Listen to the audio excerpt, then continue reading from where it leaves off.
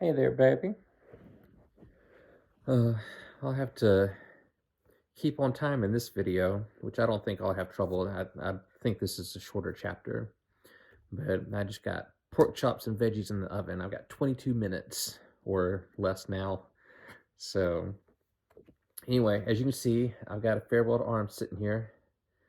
Um, and I was just thinking, I remember some books that I've read, like in high school and um, college, you don't remember everything that happens in the book, but or at least me, I have a general idea of like, oh, this is kind of what happened, or this is how it ended, whatever. And I was realizing that I don't have a clue what happens past where we already are. What I remember out of this book was him meeting the nurse, what was her name, Catherine Barkley, something like that, and um, trying to make love standing up. We've already passed that. And you can see, let me move the bookmark. You can see this is all we've read. That's what I remember from the book. I have no idea what this part's about. So we'll see if it's as good as I felt like it was. Anyway, like I said, I think this is a short chapter, so we'll move on. Chapter 8. The next afternoon, we heard there was to be an attack up the river that night. Man, I'm starting off with a struggle, aren't I? The next afternoon, we heard there was to be an attack up the river that night and that we were to take 4 cars there. Nobody knew anything about it, although they all spoke with great positiveness and strategical knowledge. I was riding in the first car, and as we passed the entry to the British hospital, I told the driver to stop. The other cars pulled up. I got out and told the driver to go on, and that if we had not caught up to them at the junction of the road to the Cormans to wait there. I hurried up the driveway, and inside the reception hall, I asked for Miss Barkley. She's on duty.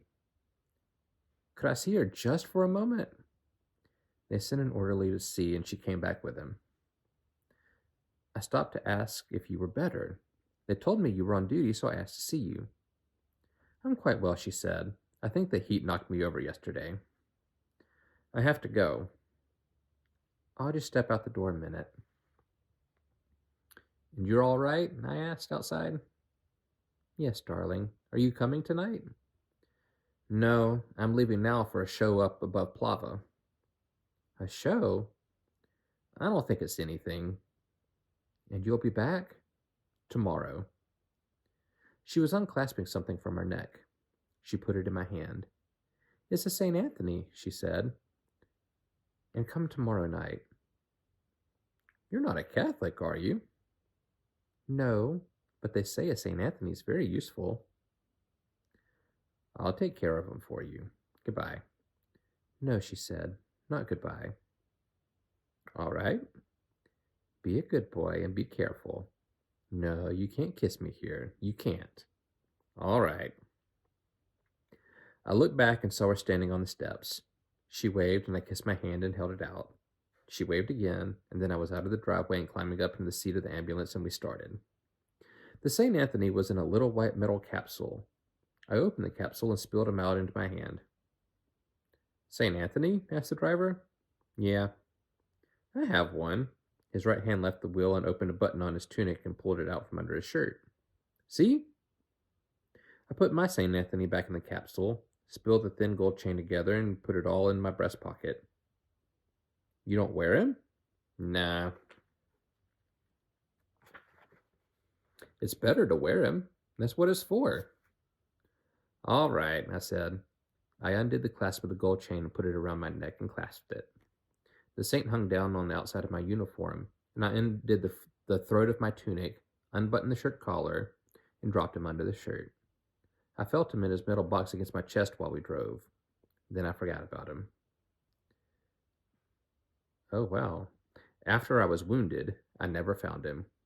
Someone probably got it at one of the dressing stations. We drove fast when we were over the bridge, and soon we saw the dust of the other cars ahead down the road. The road curved, and we saw the 3 cars looking quite small, the dust rising from the wheels and going off through the trees. We caught them and passed them and turned off on a road that climbed up into the hills. Driving in convoy is not unpleasant if you were the first car, and I settled back in the seat and watched the country. We were in the foothills on the near side of a river, and as the road mounted, there were the high mountains off to the north with snow still on the tops. I looked back and saw the three cars all climbing, spaced by the interval of the dust. We passed a long column of loaded mules, the drivers walking along beside the mules wearing red fezzes. I don't know what that is. They were, oh, here's an Italian word. They were bersaglieri. I butchered that.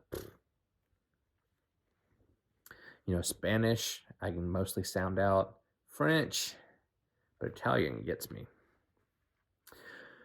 Beyond the mule train, the road was empty, and we climbed through the hills and then went down over the shoulder of a long hill into a river valley. There were trees along both sides of the road, and through the right line of trees I saw the river, the water clear, fast, and shallow. Shallow. The river was low, and there were stretches of sand and pebbles with a narrow channel of water, and sometimes the water spread like a sheen over the pebbly bed. Close to the bank I saw deep pools, the water blue like the sky. I saw arched stone bridges over the river where tracks turned off from the road, and we passed stone farmhouses with pear trees candelabraed against their south walls and low stone walls in the fields. The road went up the valley a long way, and then we turned off and commenced to climb into the hills again. Let me tell you something. Would you just slip in there casually? Oh, I was wounded and was in a hospital for a while, and then you're just describing your drive? I don't care about the scenery anymore. I want to know what happened. How did you get hurt? That's just a weird thing to just slip in there and then not worry about for a while. Now you're just describing all the scenery. Or maybe that's the calm before the storm. Maybe it's about to come. We'll see. I don't know. We've got like less than half a page and the chapter's over, so it may be next time. Oh, let's see. The road climbed steeply going up and back and forth through chestnut woods to level finally along a ridge. I could look down through the woods and see far below, with the sun on it, the line of the river that separated the two armies. We went along the rough new military road that followed the crest of the ridge, and I looked to the north at the two ranges of mountains, green and dark to the snow line, and then white and lovely in the sun. Then, as the road mounted along the ridge, I saw a third range of mountains, higher snow mountains that looked chalky white and furrowed, with strange plains, and then there were mountains far off beyond all these that you could hardly tell if you really saw. I don't know what word I was seeing. Those were all the Austrians' mountains, and we had nothing like them. Ahead, there was a rounded turnoff in the road to the right, and looking down, I could see the road dropping through the trees. There were troops on this road, and motor trucks and mules with mountain guns. I don't know what mountain guns are. I thought it was going to say mounted. Mountain guns. And as we went down, keeping to the side, I could see the river far down below, the line of ties and rails running along it, the old bridge where the railway crossed to the other side and across, under a hill beyond the river, the broken houses of the little town that was to be taken. It was nearly dark when we came down and turned onto the main road that ran beside the river. And that's where we end the chapter. Oh man, now I want to know. Oh well, I guess we'll find out next time. That was a short little chapter. But since it was a short chapter, we can do another little icebreaker. Let's see. Film sector, professional athlete. That was last time. So this time is, let's see. What is one sport you would never participate in?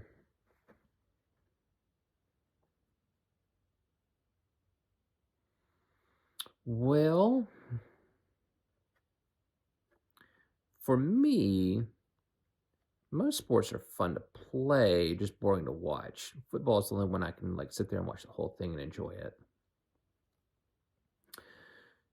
I've always had weak ankles, so I probably wouldn't want to do hockey because I don't want to be on ice skates and, not only trying to fly back and forth, but getting into fights.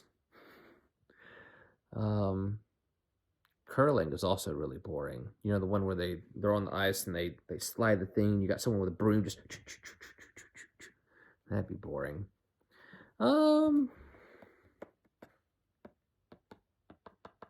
Yeah, like the sports where you run around and you know you try to achieve something, whether you're by yourself or with a team, but you're running around and active and doing it. That's more fun. Something that's the little precision things. I'm not into that. Um,